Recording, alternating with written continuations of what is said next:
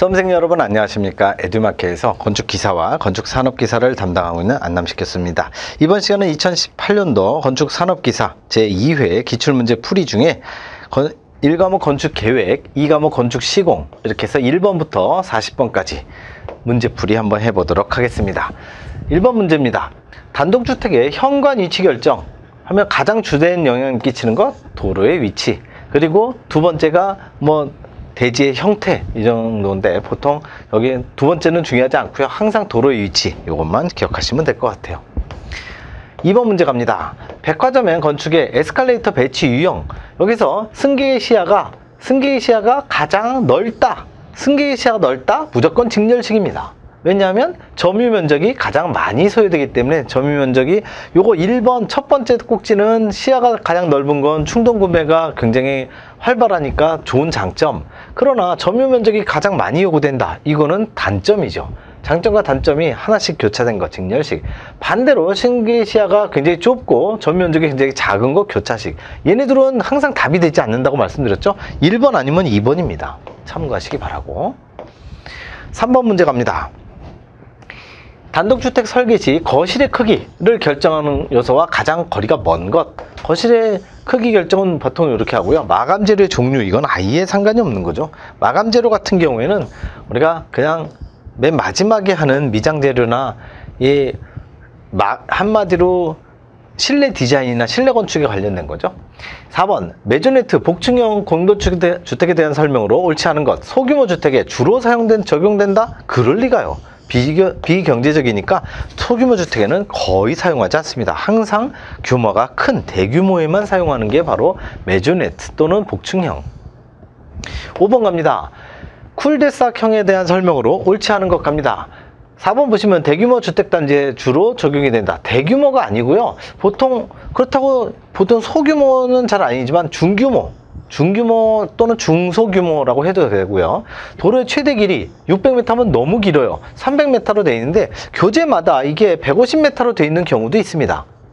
제가 직접 미국에서 살아봤거든요. 실제 쿨데삭에서 거의 한 4년, 5년 넘게 살아봤는데 여러 군데 제가 이사를 가봤기 때문에 쿨데삭 있는 데에서 계속 살았는데 보통 300m짜리는 거의 못 본 것 같고요. 150에서 200 사이였던 것 같아요. 그러니까 300m 이하가 맞습니다. 150보다는 300이 더 맞는 것 같아요. 실제 살아본 사람의 그대로 뭐라고 해야 되나요? 이건 경험치로 얘기를 해야 되나요? 6번 갑니다. 상정건축 내에 진열장 배치 계획 시 가장 우선적으로 고려해야 되는 것. 가장 우선, 고객의 동선이죠. 고객의 동선을 길게 짧게.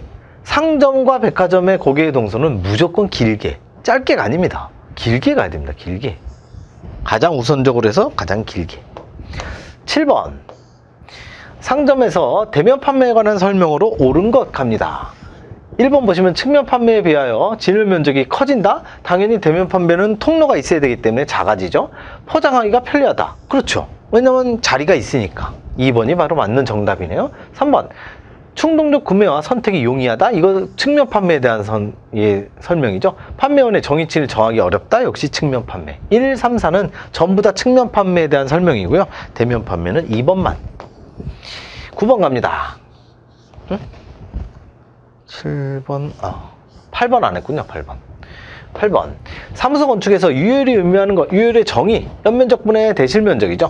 자, 대실면적, 위쪽에 있는 대실면적은 3가지나 더 같죠?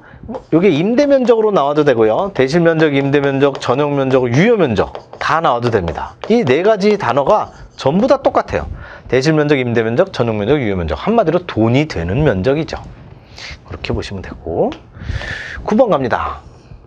한식주택의 특징에 관한 설명으로 옳지 않은 것. 4번 보시면 가구의 종류와 형에 따라서 실의 크기와 폭비가 결정된다. 정확하게 양식주택에 대한 설명입니다. 양식주택은 가구를 굉장히 중요하게 생각해요. 한식주택은 당연히 가구가 부차적인 존재죠.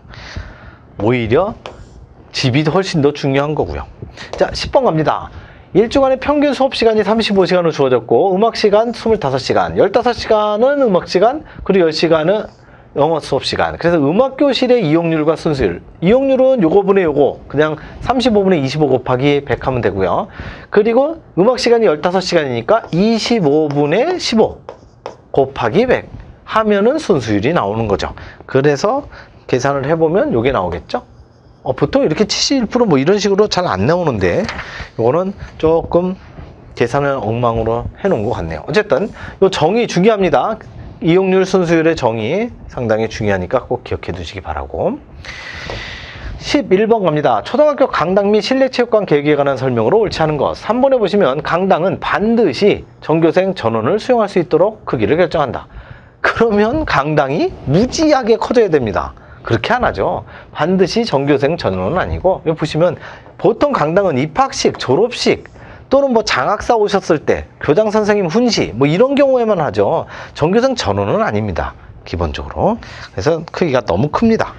일반적으로 이렇게 반드시 꼭 무슨 일이 있어도 이렇게 나오면은 거의 8, 90%가 틀린 목일 가능성이 크죠. 12번 갑니다. 공장의 창고 건축에 관한 설명으로 옳지 않은 것. 2번에 보시면 단층 창고는 지가가 높고 땅값이 높다. 땅값이 비싸고 협소한 부지에 주로 단층을 사용한다. 단층은 우리 학교에서 하는 분산 병렬형, 분관식, 파빌리온 타입 이런 거죠. 다 옆으로 퍼지는 거. 땅값이 쌀 때 쓰는 거고, 단층이 아니면 다층 창고로 써야죠. 위로 가야죠, 위로. 비싸니까. 비싸다는 소리는 주로 도심지잖아요. 도심지에도 창고가 있긴 있겠죠. 그래서 그런 경우에 위쪽으로 올라가게 된다. 다층 창고에 대한 설명이 되겠죠.